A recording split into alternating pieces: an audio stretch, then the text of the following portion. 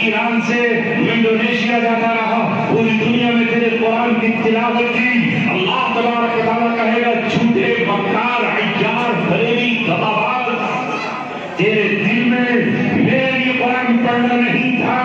कहीं दिरहम चाहिए थे, कहीं दीनार चाहिए थे, कहीं सिक्के चाहिए थे, कहीं रियाल चाहिए थे, कहीं वाहवाही चाहिए थी, कहीं हदिया तोहफा चाहिए था, कहीं वो अपनी आवाज के जादू का जगाना चाहिए था। दुनिया में तुझे मिल गया, मेरे लिए नहीं किया। पकड़ो इसे और बाल पकड़कर उसे भी जहन्नम में घसीट कर फेंक। ऐसे ही शहीद होगा, हालांकि शहीद का एक कतरा जमीन पर गिरते ही गुनाह